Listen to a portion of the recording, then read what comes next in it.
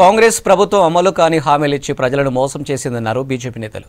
గత ప్రభుత్వం చేసిన తప్పుల వల్లే రైతులు ఇబ్బంది పడుతున్నారన్నారు. రైతులకు ఇచ్చిన హామీలు నెరవేర్చకుండా రేవంత్ సర్కారు మాటలు దాటవేస్తుందని విమర్శించారు బీజేపీ నేతలు.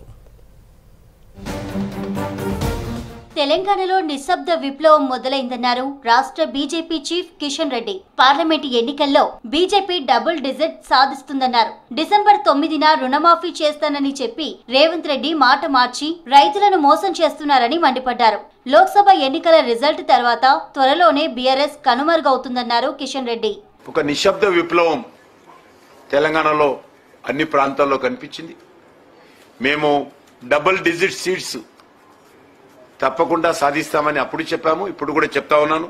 2 లక్షల రుణమాఫీ డిసెంబర్ 9న అమలు చేస్తానన్నటువంటి మహానుభావుడు, మా సోనియమ్మ జన్మదినం అమలు చేస్తానన్నటువంటి మహానుభావుడు దాన్ని ఆగస్టుకు వాయిదా వేసి మిగతా అంశాలు మాట్లాడకుండా ఒక దిక్కేమో మరి ఆయన ఇచ్చినటువంటి హామీలు అమలు చేయకుండా బీజేపీ మీద బురద జల్లేటువంటి ప్రయత్నము, నా పాలనకు పరీక్ష అనే విధంగా ఆయన పాలనే మొదలు పెట్టలే. ఆయన పాలనకు తీర్పు ప్రజలు ఇస్తారు. అంతేకాకుండా బీఆర్ఎస్ యొక్క ప్రభావము పూర్తిగా కనుమరుగవుతుంది.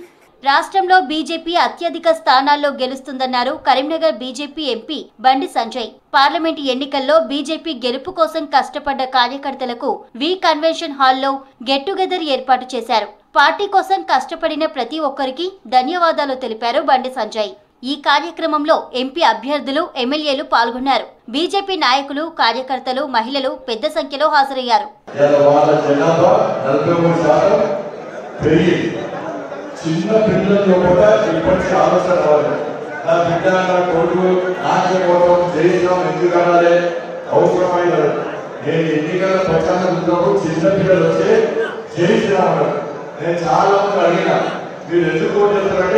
నా మనవరాలు ఓటేసి పంపించారు, నా మనవరాలు చేసిన వాళ్ళు చేసిన పార్టీకి ఓటేయాలని చెప్పి అందరూ వాతావరణం వచ్చేసి రాష్ట్ర ఆర్థిక పరిస్థితి తెలుసుకొని రేవంత్ రెడ్డి హామీలిస్తే బాగుండేదన్నారు చెవెళ్ల పార్లమెంట్ అభ్యర్థి కొండా విశ్వేశ్వర్రెడ్డి. సీఎం రేవంత్ రెడ్డి బాధ్యతగా మాట్లాడితేనే ప్రజలు మెచ్చుకుంటారన్నారు.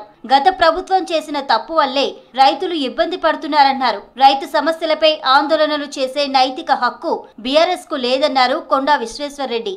5 గ్యారెంటీలు, 6 గ్యారెంటీలు ఇవన్నీ కూడా చెప్పిండ్రు. ఇవి అసాధ్యమైన గ్యారెంటీలు. ఎందుకంటే ఈ ప్రభుత్వంలో అసలుకు నిధులు లేవు. 8,000 కోట్లు అప్పులు వట్టంగా, 55,000 కోట్లు జీతాలు గట్టంగా మిగిలిన 4-5 కోట్లే. దాంతో విద్య, వైద్య రంగము, రోడ్లు, హాస్పిటళ్ళు ఇవన్నీ కూడా నడపాలి.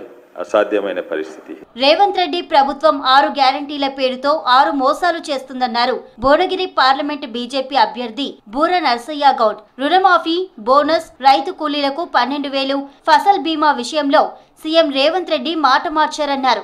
బోనస్, రుణమాఫీ చేయకపోతే వరి కుప్పల్లోనే కాంగ్రెస్ ప్రభుత్వాన్ని సమాధి చేస్తామన్నారు బూరా. కానీ రేవంత్ రెడ్డి గారి పుణ్యం అంటూ, ముఖ్యమంత్రి గారి పుణ్యం అంటూ ఆగస్టు 15th కూడా ఏప్రిల్ ఫూల్ డే చేయబోతున్నాడని నేను ముందే హెచ్చరించడం జరిగింది.